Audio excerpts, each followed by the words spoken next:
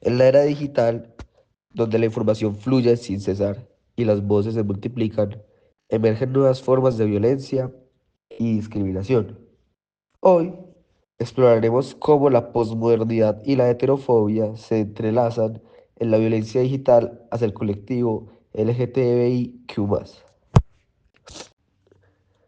Básicamente es la época de la ausencia de fundamento, donde se abandona la búsqueda de la verdad única y se abraza la diversidad, la pluralidad y la tolerancia. Ahora preguntémonos, ¿qué es la posmodernidad? Para Gianni Bátimo, la posmodernidad es un periodo caracterizado por la superación de la modernidad. Este se define por la ausencia de fundamentos sólidos, grandes narrativas y verdades unívocas. Se trata de una era donde la diversidad, la tolerancia y la pluralidad de interpretaciones se valoran, en contraste con la búsqueda de certezas y la imposición de modelos cercanos que caracterizaban la modernidad. Ahora entendamos qué es un poco la heterofobia según Sabater. Fernando Sabater, en el artículo La heterofobia como enfermedad moral, define esta como el sentimiento de temor y odio ante los otros, los distintos, los extraños, los forasteros, los que irrumpen desde el exterior en nuestro círculo de identificación. Todo lo que prácticamente tiene sentido para los hombres lo tiene en cuanto conduce, posibilita o promete algún placer humano. No hay destino más alto, no hay altar superior al que el placer humano deba ser inmolado. En la última década, las redes sociales han pasado de ser espacios de conexión a ámbitos donde el odio se difunde con velocidad récord, ya que según datos, un 87% de jóvenes de la comunidad LGTBIQ+, ha sufrido o presenciado acoso en línea en el último año, incluyendo insultos, amenazas y difusión de contenido íntimo sin consentimientos. Estudios en Europa muestran que más del 40% de personas de la comunidad LGBTIQ han recibido mensajes de odio en plataformas sociales y el 30% ha experimentado el doxing o revelación de datos privados. Esta violencia digital adopta tres formas principales. La primera es el hate speech, que básicamente son los insultos y las palabras de odio dirigidos a la identidad sexual. Tenemos el swarming también, que son los ataques coordinados masivos en comentarios y mensajes privados. También el non-consensual image sharing, que es básicamente la difusión de fotos íntimas y deepfakes con forma de humillación.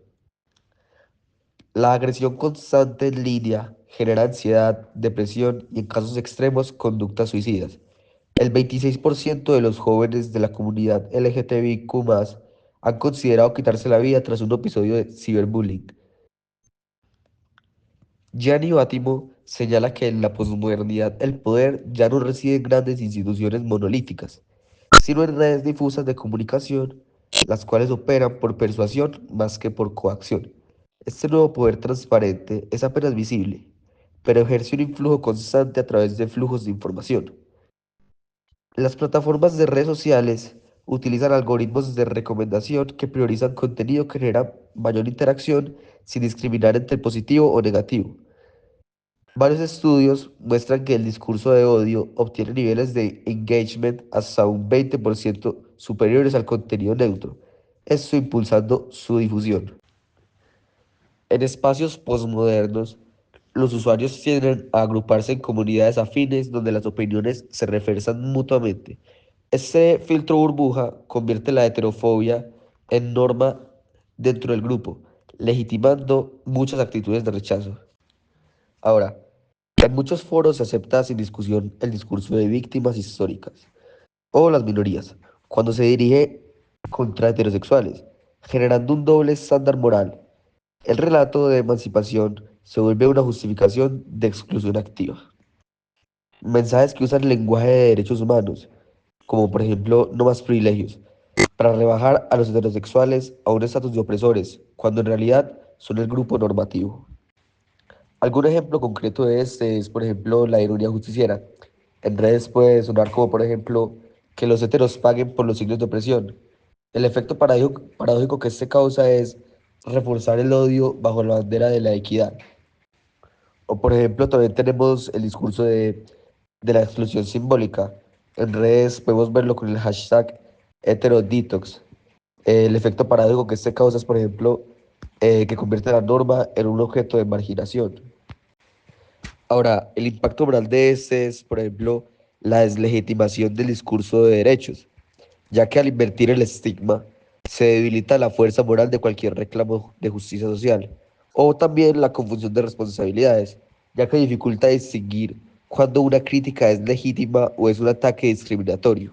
Este entrelazamiento de transparencia por moderna y heterofobia digital crea un ecosistema donde el odio se propaga sin un control visible, ya que al tratar de reconocer estos mecanismos es el primer paso para diseñar contraestrategias, desde las regulaciones algorítmicas hasta la educación en la alfabetización mediática. Ahora, para concluir, enfrentar la violencia digital hacia el colectivo LGTBIQ+, requiere una comprensión profunda de los fenómenos postmodernos y una reflexión crítica sobre cómo se construyen y difunden los discursos en la era digital. Es responsabilidad de todos promover un entorno en línea respetuoso e inclusivo.